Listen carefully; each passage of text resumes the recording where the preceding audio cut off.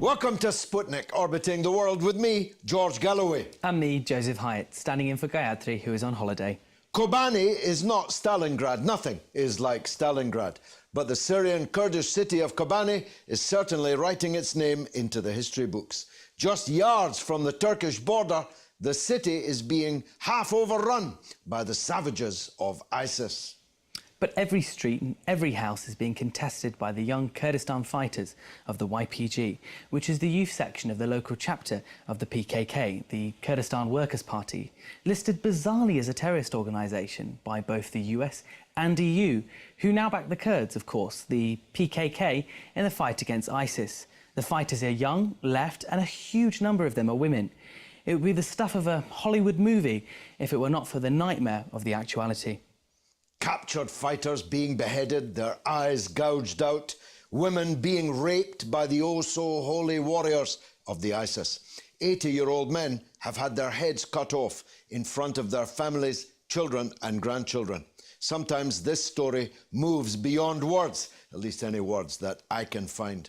Joining us now is a man of many words, and good ones too, Kurdish activist and writer Mehmed Aksoy. Mehmed, you've got your ear to the ground in and around Kobani. What's the military situation, first of all, there on the ground in the city now? Well, the most recent information is that the YPG and YPJ, the women's section of the Defence Forces, have taken back 85% of the city. And Saleh Muslim has stated that liberation is very near for Kobani. So positive things are happening on the east and southern fronts. ISIS have been pushed back to almost outside the city. They only control some of the villages that are attached to Kobani and some neighbourhoods on the outskirts of the city. So I think that over the next few days, ISIS will be pushed back even further and hopefully will leave Kobani. Is that possible? Is a victory possible and a defeat for ISIS possible? And if so, what would be the implications of that? What would happen next? Well, I think the coalition forces have changed tack. After seeing that Kobani isn't falling, they waited for 2-3 weeks. Kerry said it wasn't part of their strategy to avoid it falling. I think with the Turkish state's approach to Kobani and being a NATO member, being part of the coalition wanted Kobani to fall. But when it didn't fall and when international public opinion swung in favour of the Kurds in Kobani, they had to take steps. So now, just yesterday, the Kurdistan Regional Government, Parliament, accepted a motion to recognise the cantons of Rojava, Kobani being one of them, which wouldn't have happened without the Americans giving the go-ahead. Also, ISIS are being defeated in certain parts of Iraq. Certain Sunni tribes have begun to rise up against them. Exactly. So I think ISIS are being pushed back on all fronts. And you can see this in the reflection of this in Kobani as well. What will this mean? This will mean that other forces, other powers need to fill in that vacuum. In Rojava, in Kobani, the Kurds already have an administration, they have people, they have fighters. And the same needs to happen in other parts, in Raqqa, in Rabia, in Tel Abyad. So Arab tribes, the other ethnic groups in the region, the other religious groups need to fill in that power vacuum. Well, we'll talk about the Arabs in a minute. I want to talk about the Turkish position first. It was, I would assume, a matter of shame, consternation certainly, for Turkey's friends and allies in NATO to see a huge Turkish military force at the fence on the border, able to see, if they had field glasses at least, the beheadings and the murders, but not being prepared to lift a finger, and worse, not being prepared to allow the gate to be open so that Turkish Kurds could enter and come to the side of their brethren and sisters fighting there. But the impact amongst the Kurdish public opinion in Turkey has been dramatic, and it now endangers the peace process between the PKK and the Erdogan government. Tell us about that. Well, the position of the Turkish government, the Erdogan government, for 2 years has been one of supporting the fundamentalist extremist groups in Syria against the Assad regime. They expected the Assad regime to fall very quickly. The Kurds who were fighting the Assad regime since 2004 did not take active arms against Assad. Instead, they built up their own administrations. Turkey were very afraid of this because they thought it would reflect badly, according to them, on the Kurds of Turkey. So they were supporting first the Al-Nusra Front, which That's then the ISIS Al-Qaeda affiliate, which ISIS broke off of. And obviously UK, EU, US governments were also supporting the Free Syrian Army and the Syrian National Coalition against Assad. So all the arms that were provided by these forces went into the hands of these extremist forces. The Kurds, meanwhile, refused to take a part in this because, one, it didn't recognize Kurdish administration, it didn't recognize Kurdish rights and autonomy in northern Syria. So over the last 2 years, the Kurds have been putting up a fight. The international community and media turned a blind eye to it. Turkey was funding, letting these groups through their borders. But in the last 2-3 months, the international media has paid attention to it, but Turkey hasn't changed its tack. First, it said we've got 49 hostages who were taken in Mosul. That was their excuse. Then they got them back. Then they got them back in return for the release of about 180 ISIS members, apparently, who were being held by Turkey. So Turkey were actually negotiating with a terrorist organization. And then, after this excuse was taken away, they still refused, as you said, to let the people across the border because the Kurds wanted a corridor to be opened. Well, that's it. They want Turkish occupation of the north of Syria. Yes. What they call a buffer zone, what anyone else would call an occupation. Presumably the Kurds have no interest in agreeing to that. No. They want a buffer zone and they want a no-fly zone. Do ISIS have any planes? No. Why do they want a no-fly zone? Against Assad. Turkey, and especially the AKP regime, have banked on a Sunni corridor being opened through Syria, going through Iraq and the rest of the region. They want a Sunni-dominated sectarian divide in the region to serve their own neo-Ottoman purposes or ideology. Their paradigm, the way they see the Middle East, is through this neo-Ottoman prism. And the fall of Assad was going to make this possible for them. But it's worked out exactly in the opposite direction. Davutoglu was regularly saying, in a matter of weeks, Bashar will fall. And of course, 3 and a bit years on now, he's not fallen. He's not going to fall, at least in those parts of Syria that he and the regime currently hold. Let's talk about the popularity or otherwise of Erdogan's line. The Alevi people are against it. The Kurdish people are against it.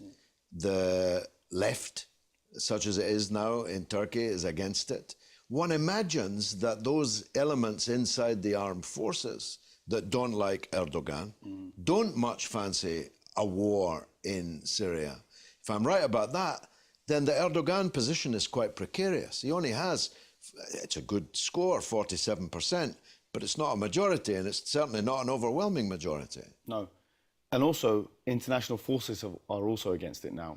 America, France, the UK are starting to accept a future with Assad rather than without Assad. And this is the key, I think. Apart from internal opposition, external opposition has swung against Erdogan as well.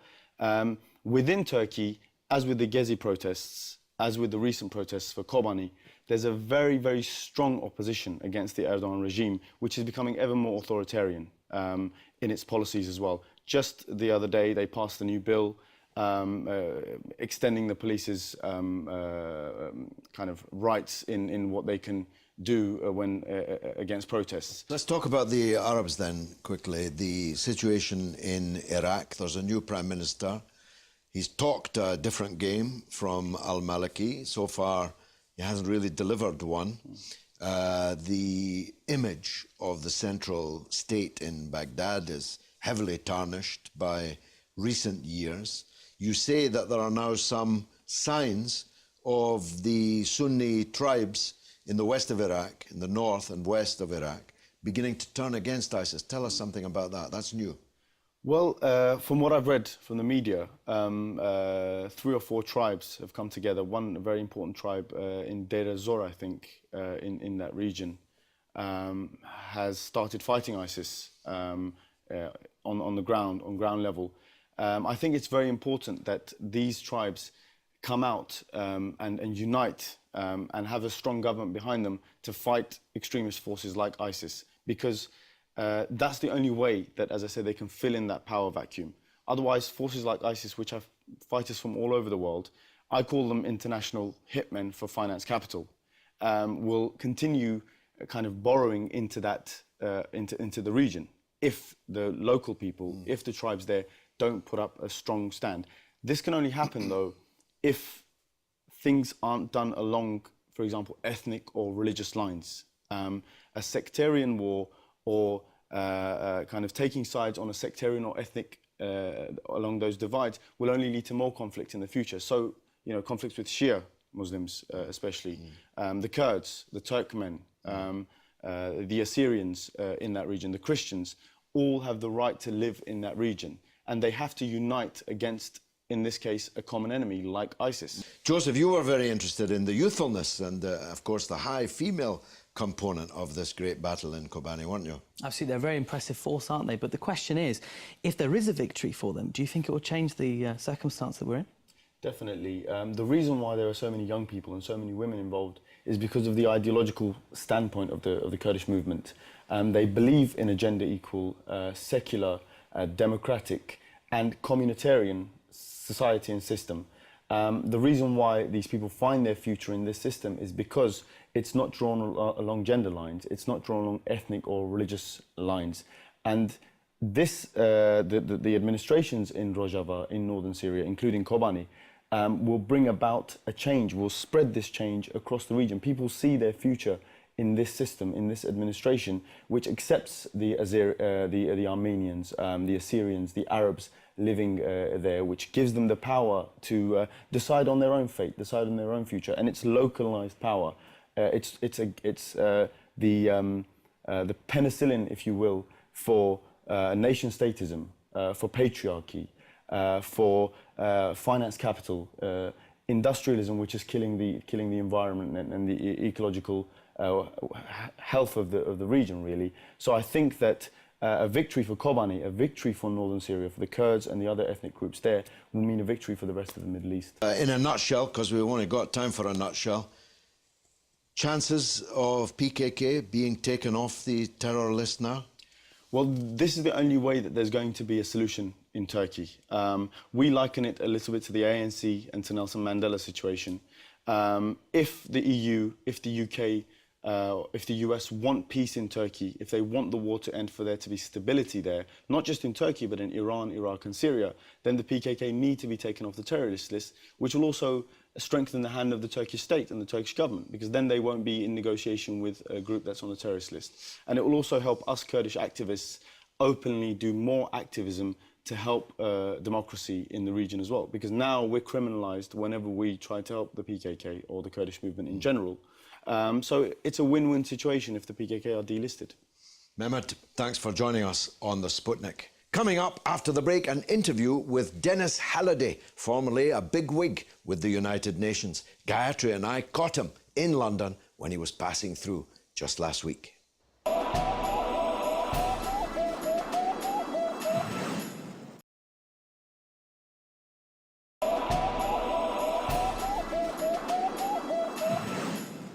Welcome back to Sputnik.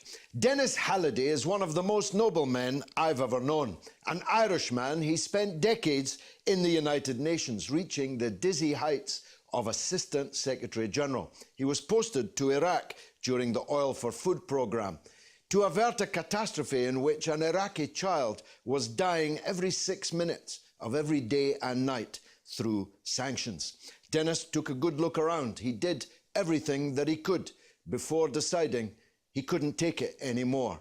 It would not be done in his name.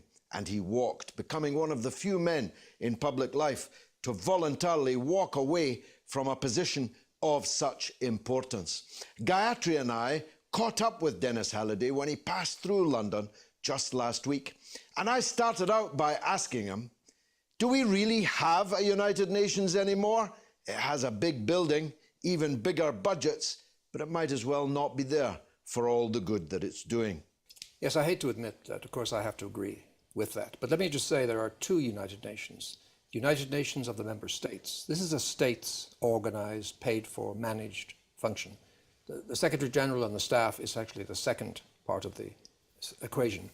The states, in my view, in terms of the real issues, the peace, security, well-being, human rights, working through the Security Council, have failed. In fact, they're showing signs, I would say, of corruption.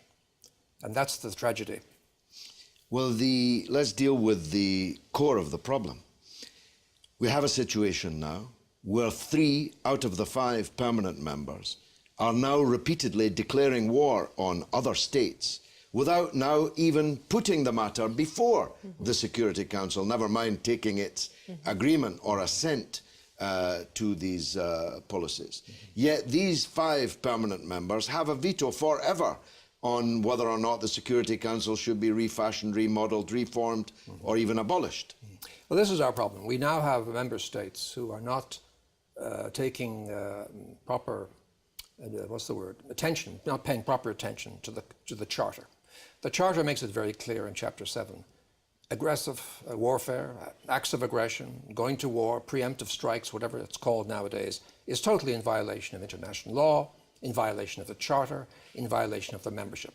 And as veto members of the 5 veto powers, for them to break these laws, for them to go to war without endorsement of the Security Council is doubly dangerous and doubly undermining of the whole organization and the purpose of the organization, particularly, as I said before, in the Security Council, which is so fundamental to world peace, where we do not have representation. We do not have democracy, if you can believe that. We've allowed these 5 veto powers, the so-called victors of the Second World War, to stay in power, to control the essential part of this organization.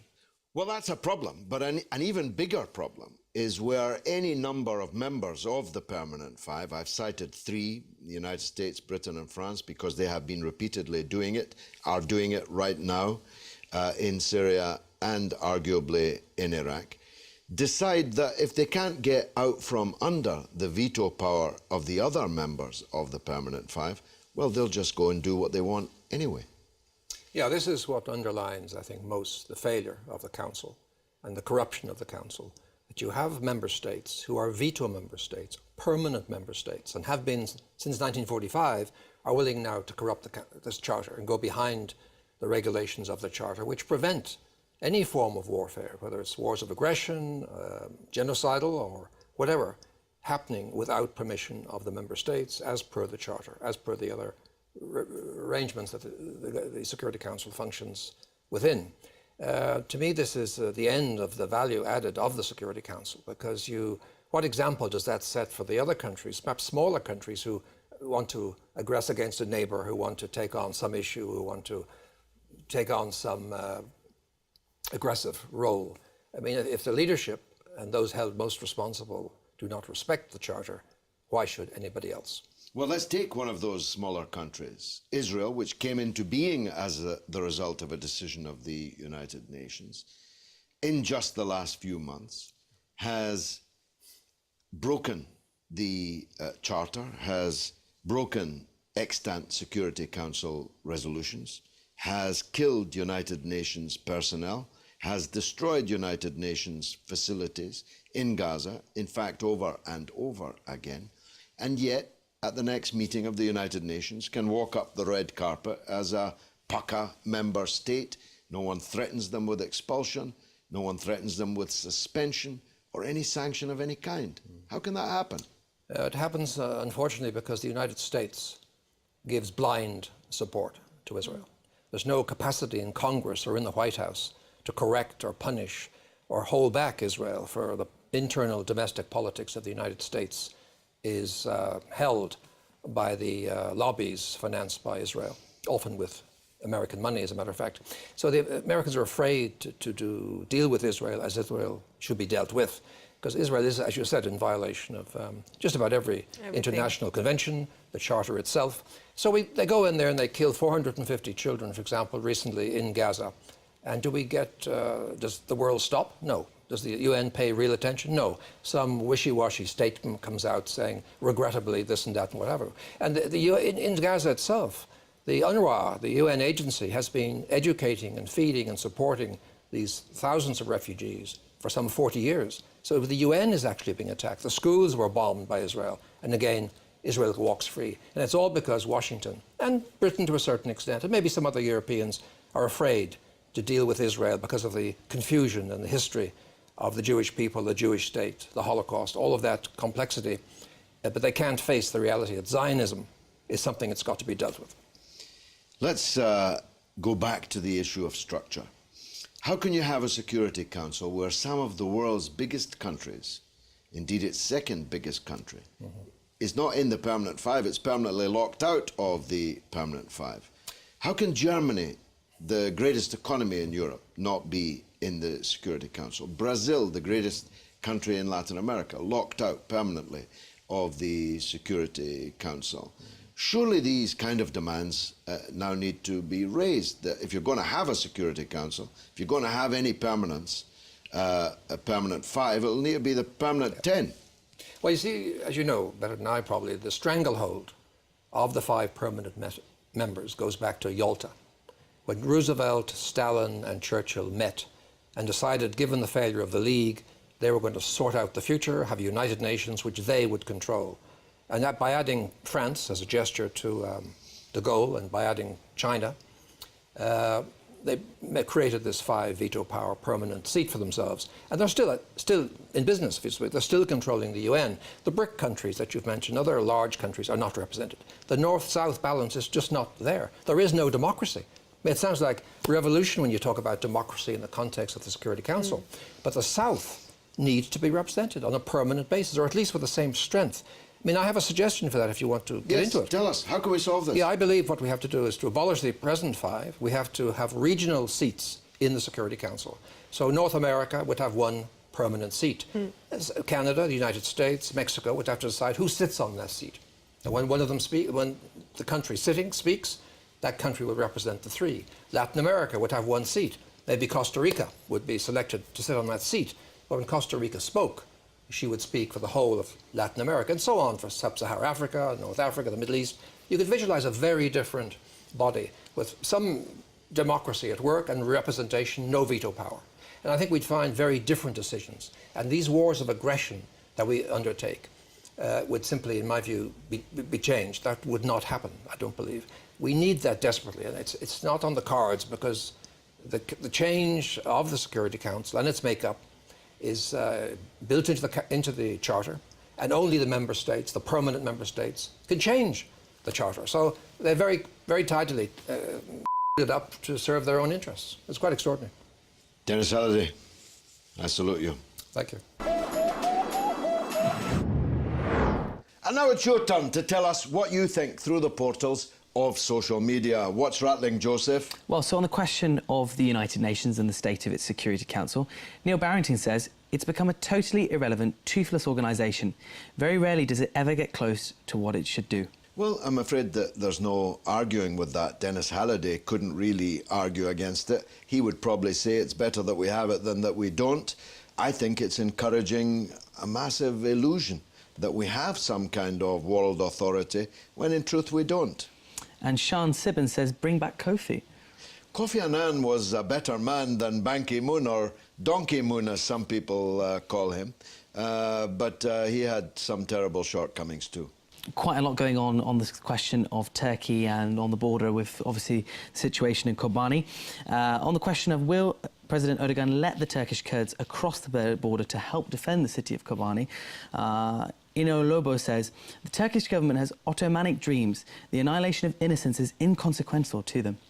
Well, they're hoist on this terrible petard that anything which strengthens the Kurds their self-determination, their self-organization, their military strength, is seen by him as a dagger at the heart of the Ottoman, the neo-Ottoman state that he's trying to create. Well, Junior H disagrees. He says, why would he? ISIS are armed to the teeth and are organised. The Kurds in Turkey need to calm down. I don't think I would if my loved ones were in trouble like that. Well, no, and of course the reason ISIS are armed to the teeth is Erdogan's fault, as well as the fault of some other governments in that region. All those weapons which armed them to the teeth crossed his border with his connivance. Well, that's all we've got time for today, sir. Which, alas, means that's the end of the show. Don't forget to tweet us. It's RT_Sputnik on Twitter. And, of course, on Facebook, it's Sputnik on Russia Today. But from me, Joseph Hyatt, it's goodbye. And from me, George Galloway, it's been marvellous.